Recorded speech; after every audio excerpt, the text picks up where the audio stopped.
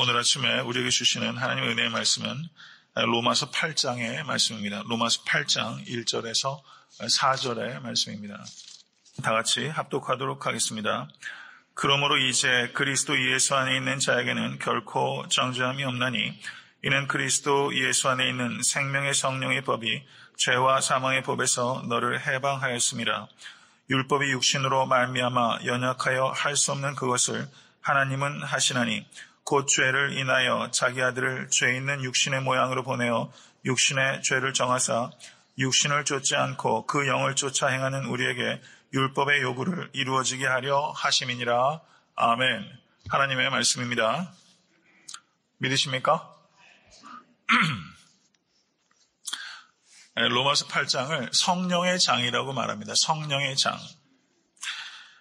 그리고 어떤 사람은 성경 전체의 보석이다라고 말하기도 합니다. 그래서 스펄전 목사님께서 그 설교 가운데 이런 말씀을 하셨어요. 만약에 그 성경의 다른 곳을 설교하는 게 허락되지 않고 오직 로마서 8장으로만 설교해야 된다고 해도 나는 기꺼이 만족할 수 있습니다. 이런 말을 했어요. 물론 가정이죠. 로마서 8장으로만 설교해야만 해도 나는 그것을 기꺼이 만족할 수 있습니다. 라고 말할 만큼 로마서 8장은 성경 전체의 보석과 같은 장이다. 이렇게 말할 수 있습니다. 창세기를 보시면 그 요셉이 베냐민에게만 다른 형제보다도 몇 배의 음식을 줬죠? 몇 배? 5배의 음식을 줬어요. 그래서 스펄전 목사님께서 그것을 비유해서 로마서 8장은 마치 5배나 더 많은 음식이 담긴 그릇과 같다. 그것이 로마서 8장이다. 이렇게 말씀했어요. 저는 로마서 8장 전체는 모두 암송할 만한 가치가 있다라고 보여집니다. 한번 시도해 보시길 바라요. 아마 고린도전서 13장은 신앙생활 하시면서 아마 암송하셨던 분들 많이 있으실 것 같아요. 전체 다를. 전 로마서 8장은 충분히 그럴 만한 가치가 있는 장이다. 보석과 같은 장이다. 그렇게 생각이 됩니다. 모두에 말씀드렸던 것처럼 로마서 8장은 성령의 장이다라고 말을 하는데 그 이유가 있어요. 성령을 성경 언어로 저를 한번 따라해 보십시오. 푸뉴마. 성령을 푸뉴마라고 말해요. 푸뉴마. 푸뉴마. 그런데 이 푸뉴마가 성령이라는 뜻도 있고 바람이라는 뜻도 있습니다. 바람. 푸뉴마. 그리고 히브리 말로 성령을 루아흐라고 말해요. 루아흐. 그런데 이 루아흐는 역시 성령이라는 뜻도 있고 바람이라는 뜻도 있어요. 그런데 이 푸뉴마라는 말이 그 로마서 8장에 몇 번이 나타나냐면 성령이라고 번역되기로는 7번 나타납니다. 성령. 한번 댁에 가셔서 8장을 쭉 한번 읽어보시면서 한번 찾아보세요.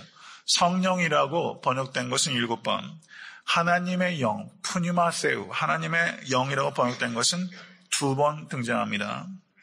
그 다음에 영이라고 번역된 단어는 10번 등장하고 있어요. 성경 원어로는 동일한 단어들입니다. 성령, 하나님의 영. 그래서 모두 19번 등장합니다. 그런데 로마서 전체에서 이 푸뉴마가 몇 번 등장하냐면 34번 등장해요. 34번 등장하는데 로마서 8장에만 19번이 나타나요. 그러니까 얼마나 많이 등장하는 겁니까? 무려 50% 이상이 로마서 8장에 등장하고 있는 거예요. 그렇기 때문에 로마서 8장은 성령의 장이다라고 말하기에 매우 적절하다라고 말할 수 있는 것입니다. 사도 바울께서는 로마서 7장에서 율법에 대해서 말씀하셨어요. 율법에 대해서 율법의 의미와 목적, 율법은 거룩하며 선하며 의로운 것이다. 아멘. 율법은 나쁜 게 아니에요. 율법은 거룩하며 선하며 의로운 거예요. 그런데 율법은 거룩하게, 선하게, 의롭게 할 수 있는 능력은 없어요. 그것이 율법의 한계예요. 그러면 거룩하게 하고 선하게 하고 의롭게 하는 능력은 어디로부터 말미암는 것인가? 그것은 성령님으로부터 말미암는 것입니다. 이것에 대해서 사도 바울은 그 율법의 한계, 율법의 연약함을 이야기한 것이 로마서 7장 14절에서 25절이라면 이제 8장으로 넘어오면서 성령의 능력에 대해서 말씀하고 있는 것이 로마서 8장의 말씀이다. 의도적으로 율법의 연약함과 성령의 능력을 대조해서 가리키고 있는 것이다. 이렇게 볼 수 있다는 것입니다. 8장은 크게 세 부분으로 나눠집니다. 8장 1절부터 17절이 성령의 사역에 대해서 말씀하고 있고 8장 18절에서 27절, 지난주에 제가 8장 17절에서 18절의 말씀을 설교했습니다. 여기에서는 하나님의 자녀들이 받을 장차의 영광에 대해서 가리키고 계시고 8장 28절부터 39절은 하나님의 사랑의 확고부동함을 가리키고 있는 부분이다. 이렇게 로마서 8장은 크게 세 부분으로 나누어지는 것입니다.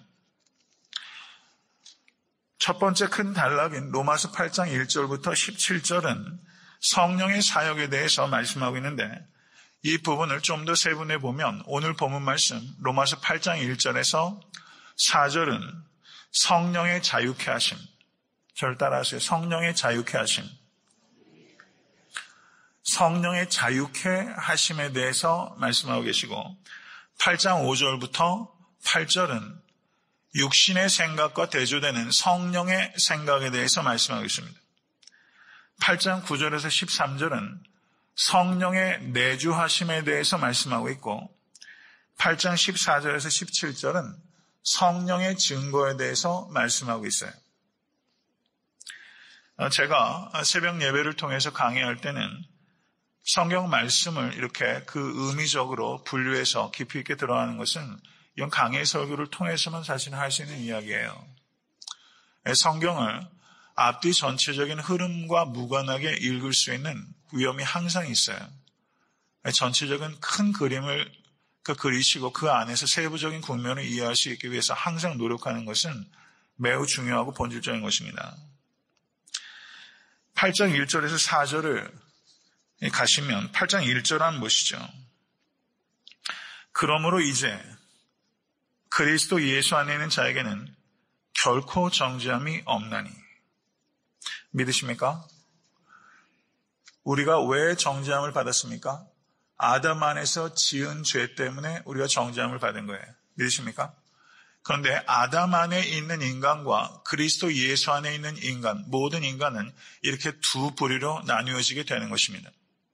아담 안에 있을 때 우리는 정죄함을 받게 되는 것이고 그리스도 예수 안에 있을 때 우리는 정죄함이 없습니다. 할렐루야. 로마서 8장 1절은 로마서 전체의 타이틀과 같은 절이다. 이렇게 볼 수 있습니다. 그래서 나머지 로마서 8장 전체는 로마서 8장 1절을 주회해 놓은 것이다. 라고 볼 수 있어요. 로마서 8장 34절, 33절에서 34절의 말씀을 보시기 바랍니다.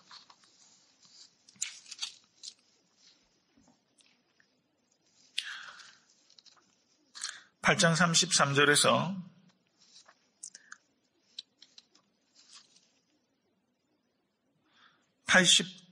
로마서 8장 38절에서 39절의 말씀 다 같이 있습니다.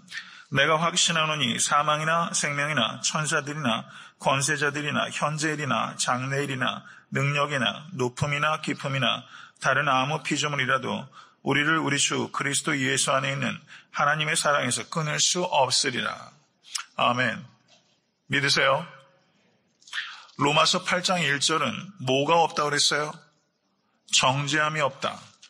로마서 8장 39절은 뭐가 없어요? 끊어짐이 없어요. 끊어짐이 없어요.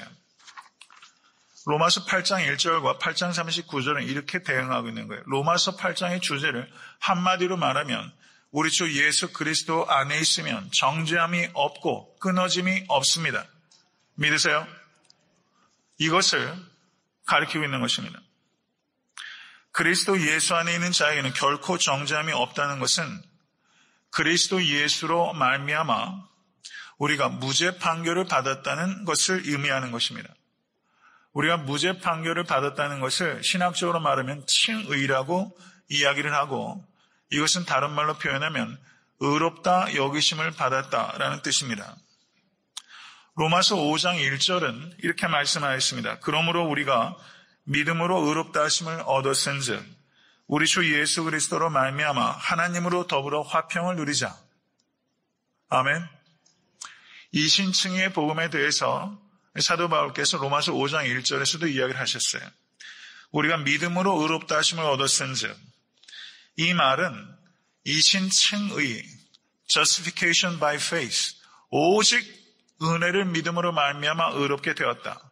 이것이 이신층의 복음의 긍정적인 버전이라면 이것을 부정적인 버전으로 똑같은 의미를 다르게 표현한 것이, 그러므로 이제 그리스도 예수 안에 있는 자에게는 결코 정죄함이 없나니, 똑같은 말에 믿음으로 말미암아 의롭다 여기심을 얻었다는 뜻과 그리스도 예수 안에서 결코 정죄함이 없나니, 이것은 하나는 긍정적인 버전이요, 하나는 부정적인 버전이에요.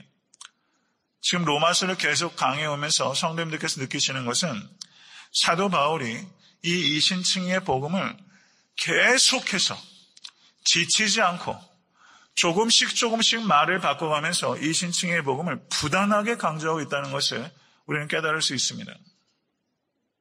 사랑하는 성도 여러분, 이 지식을 분명하게 가지실 수 있게 되길 주님을 간절히 축원합니다. 우리는 육신의 행위로서가 아니라 오직 예수 그리스도의 행위를 믿음으로 말미암아 값없이 의롭게 되었습니다. 이것을 사도 바울은 지치지 않고 선포하고 지치지 않고 이것을 입증하고 설명해 나오고 있다는 사실이에요.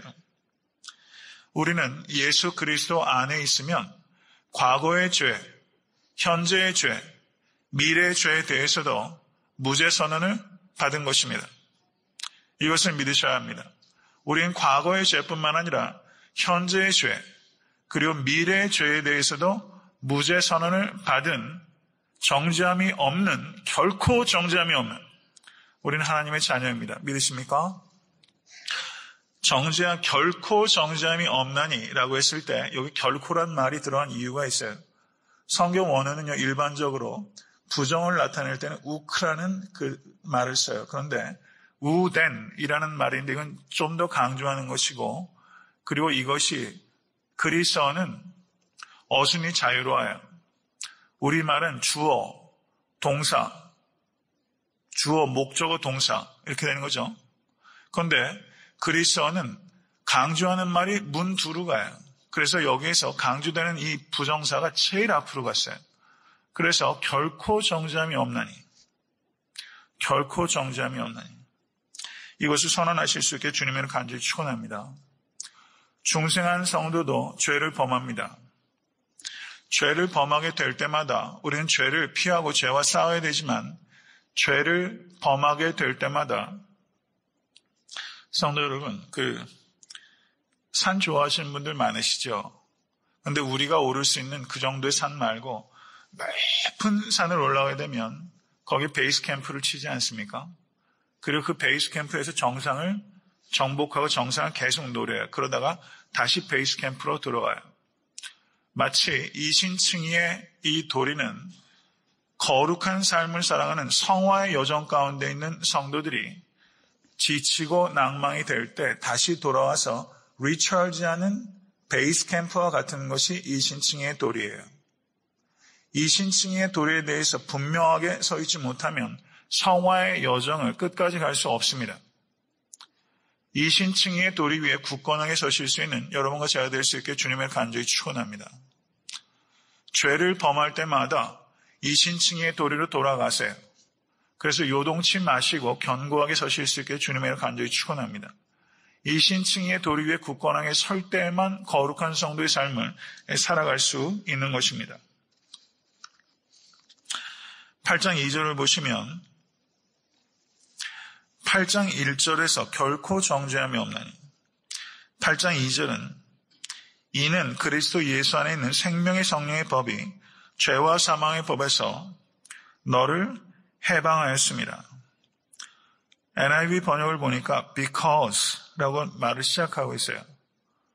여기에는 성경 원어로 그 가르라는 접속사가 있어요. 이것은 이유를 나타내요. 결코 정죄함이 없는 이유는 그리스도 예수 안에 있는 생명의 성령의 법이 죄와 사망의 법에서 너를 해방하였기 때문이다. 이렇게 말하고 있는 거예요. 그리스도 안에 생명이 있습니다. 믿으십니까?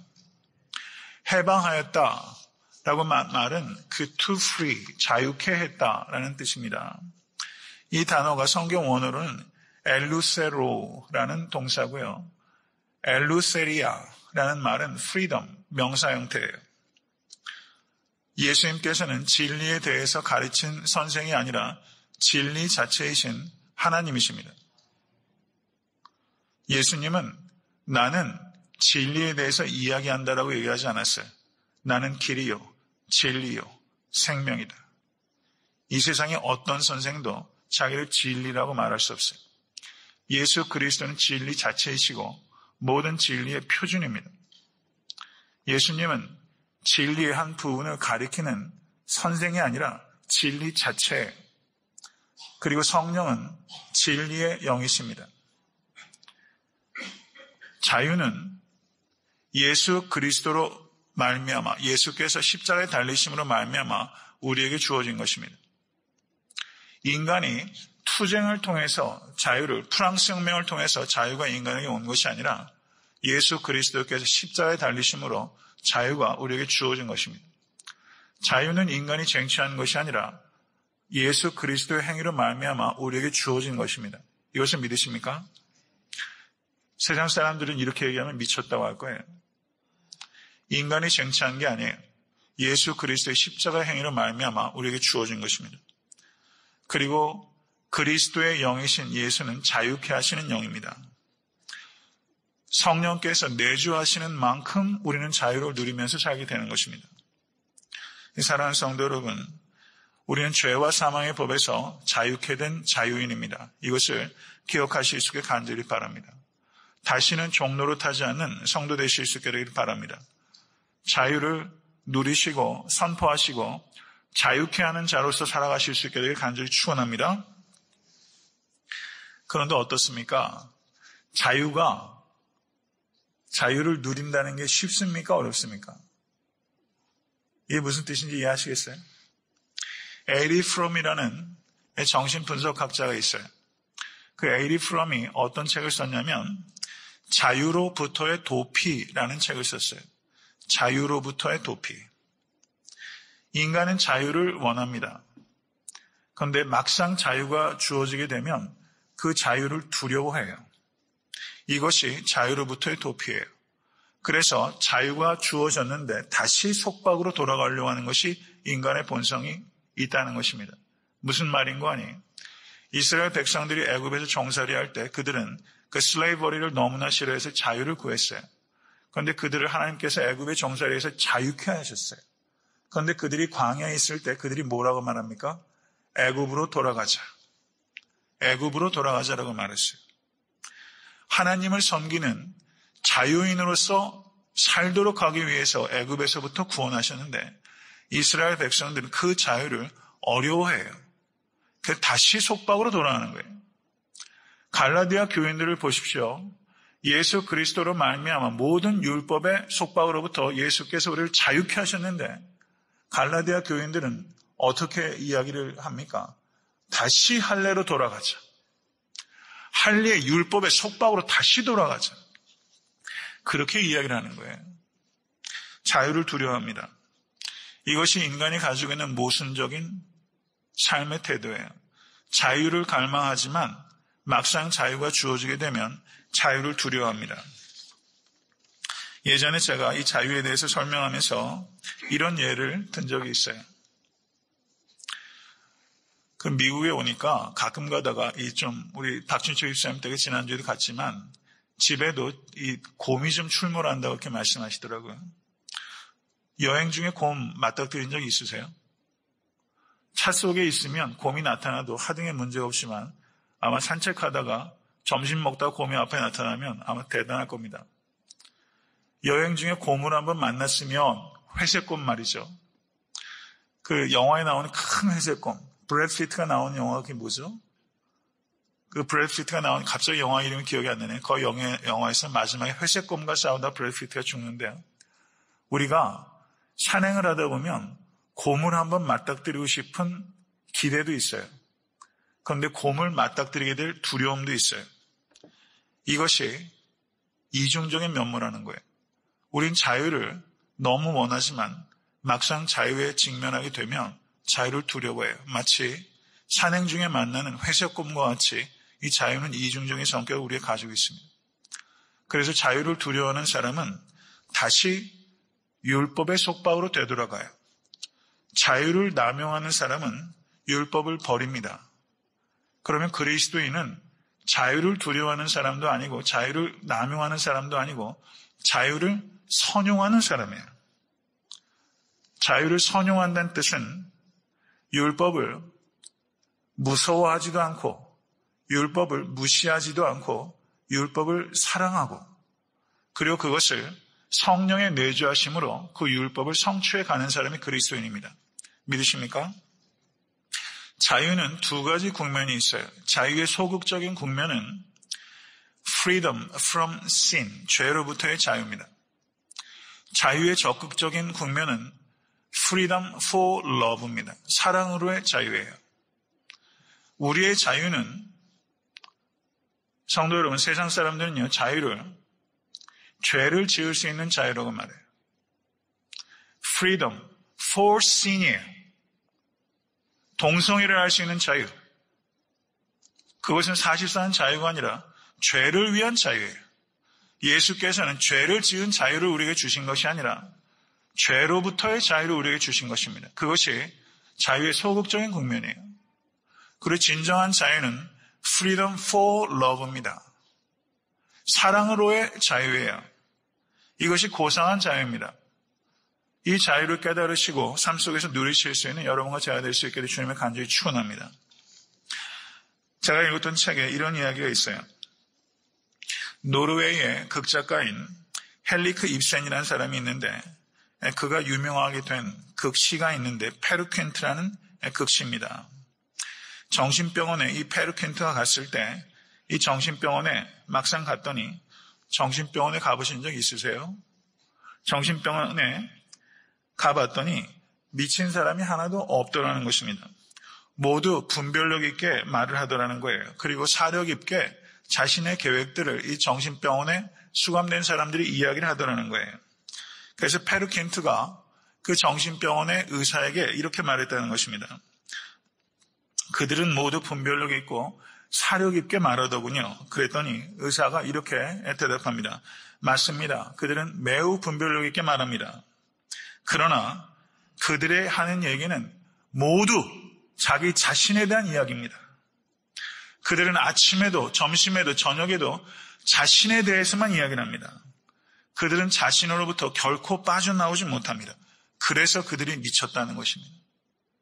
이 이야기가 이 페르킨트라는 극시에 있어요. 저는 이 말이 매우 의미심장하다 생각합니다. 정말 미쳤다는 것은 아침이나 점심이나 저녁이나 자기 자신에 대해서만 말하는 거예요. 자기 자신으로부터 빠져나오지 못한 게 정신병이에요. 자기만 생각하는 거예요. 내 입만 생각하는 거예요. 내 이익만 생각하는 거예요. 이것이 미쳤다는 것이죠. 성도 여러분, 얼마나 동의하신지 모르겠어요. 예수께서 우리를 자유케 하셨습니다. 그리고 성령은 자유케 하시는 영이십니다. 그런데 우리가 빠져나와야 되는 감옥은 자기라는 감옥이에요. 이 감옥에서 나오기가 너무 어려워요. 성령님을 의지하셔야 자기의 감옥에서 나올 수 있습니다. 사랑하는 성도 여러분, 이 진정한 자유를 누리실 수 있게 되길 주님을 간절히 축원합니다. 3절과 4절의 말씀을 보세요. 율법이 육신으로 말미암아 연약하여 할 수 없는 그것을 하나님은 하시나니 곧 죄를 인하여 자기 아들을 죄 있는 육신의 모양으로 보내어 육신의 죄를 정하사 육신을 쫓지 않고 그 영을 쫓아 행하는 우리에게 율법의 요구를 이루어지게 하려 하심이니라. 아멘. 예수님께서 우리를 자유케 하신 이유는 우리가 육신을 쫓지 않고 그 영을 쫓아 행하도록 하기 위함입니다. 율법을 무시하지도 않고 율법을 무서워하지도 않고 율법의 요구를 성령 안에서 이루도록 하기 위하여 우리를 자유케 하신 것입니다. 말씀을 맺습니다. 하나님께서는 하나님의 아들을 통하여 우리를 의롭다 하셨습니다. 하나님께서는 하나님의 영이신 성령을 통하여 우리를 거룩해 하십니다. 이 두 가지를 기억하십시오. 하나님의 아들을 통하여 우리를 의롭다 하시고 하나님의 영을 통하여 우리를 거룩해 하십니다. 칭의의 방법은 그리스도의 예수의 죽음을 통한 은혜고 성화의 방법은 성령의 내주하심을 통한 은혜입니다. 우리는 은혜로 말미암아 의롭게 되는 것이고 은혜로 말미암아 거룩하게 되는 것입니다. 오직 은혜로 말미암아 되는 것입니다. 이것을 기억하시고 하나님의 은혜를 간구하실 수 있게 되기를 주님을 간절히 축원합니다. 갈라디아서 5장 16절에서 17절은 이렇게 말씀합니다. 내가 이르노니 너희는 성령을 쫓아 행하라. 그리하면 육체의 욕심을 이루지 아니하리라. 육체의 소욕은 성령을 거스리고 성령의 소욕은 육체를 거스리나니 이 둘이 서로 대적하므로 너희의 원하는 것을 하지 못하게 하려 함이니라. 육체의 소욕과 성령의 소욕이 있어요. 여러분, 내비게이션이 있어요. 사람이 살아가는데 두 개의 내비게이션이 있는 거예요. 하나는 육체라는 내비게이션이고 하나는 성령이라는 내비게이션이에요. 오늘 하루 살아갈 때도 내가 어떤 내비게이션을 따라서 길을 갈 것인가를 매 순간 결정하시는 거예요. 내가 육체의 내비게이션을 따라서 생각하고 말하고 행하며 살 것인가, 아니면 성령의 내비게이션을 따라서 살 것인가. 성령의 내비게이션을 따라서 사실은 참 자유인이 되실 수 있게 되기를 주님의 이름으로 간절히 축원합니다.